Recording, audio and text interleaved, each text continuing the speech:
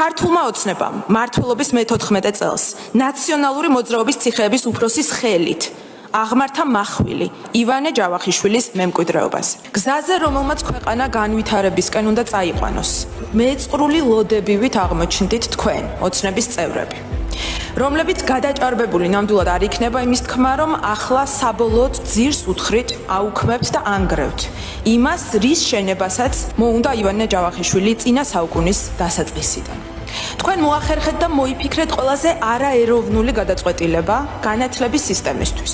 უფრო მეტიც, დაუჯერებელი შემოქმედებითობა და ერთგვარი ნიჭი აჩვენეთ ყველაზე არალოგიკური, მავნე და სულელური ინიციატივების მოფიქრებაში და თან არ გცხვენიათ ხმამაღლა ამტკიცოთ თითქოს ცვლილებებს განათლების ხარისხის გაზრდისთვის აკეთებთ. საქართველოში განათლების სისტემას და განათლების ხარისხს ნამდვილად აქვს არსებითად ძალიან მძიმე გამოწვევები. როგორც სასკოლო, ისე საუნივერსიტეტო დონეზე, ოღონდ თქვენ ამ მძიმე გამოწვევების მოგვარების ნაცვლად განათლების სისტემის ნაჯახით დაჩახვა განიზრახეთ. თქვენს ეგრეთ წოდებულ რეფორმას აქვს სამი მიზანი. კორუფცია და დღემდე სახელმწიფო უნივერსიტეტების მფლობელობაში მყოფი ქონების, მათ შორის მიწების და შენობების მიტაცება.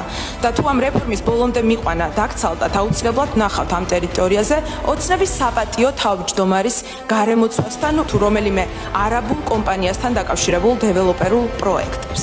რეფორმის და ხელშეწყობის ნაცვლად საუკუნოვანი სახელმწიფო ტექნოლოგიური უნივერსიტეტის ბოლომდე მოსპობა არის მეორე მიზანი და მისი ჩანაცვლება ბიძინა ივანიშვილის 4-5 წლის ასაკის ქუთაისის ტექნოლოგიური საერთაშორისო უნივერსიტეტით.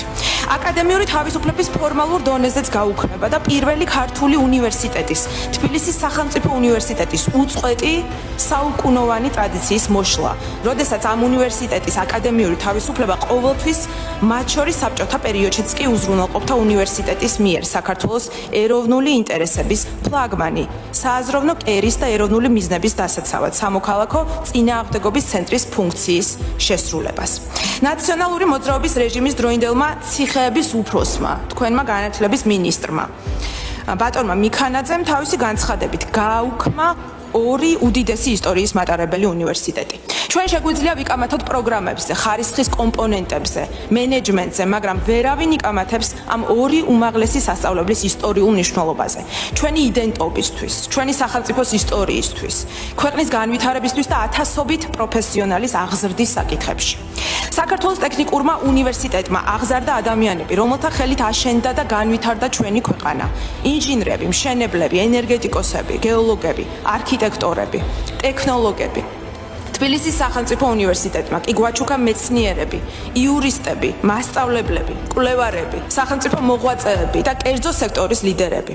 და რაც მთავარია, ეს ორი საუკუნოვანი უნივერსიტეტი ყოველთვის იყო ხალხის საკუთრება, სადაც სასწავლებლად მოხვედრა და საკუთარი ნიჭის განვითარება, მაღალი აკადემიური თავისუფლების გარემოში მოხვედრით დაუბრკოლებლად შეეძლოთ ყველაზე ღარიბი სოციალური ფენიდან გამოსულ ახალგაზრდებსაც. ამ კანონპროექტებისთვის მხარდაჭერა იქნება ერთ-ერთი ყველაზე მძიმე და წარუშლელი ლაქა თქვენს ცხოვრებაში. და ბოლოს, ქართულმა ოცნებამ მმართველობის მე-14 წელს ნაციონალური მოძრაობის ციხეების უფროსის ხელით აღმართა მახვილი ივანე ჯავახიშვილის მემკვიდრეობას. მადლობა.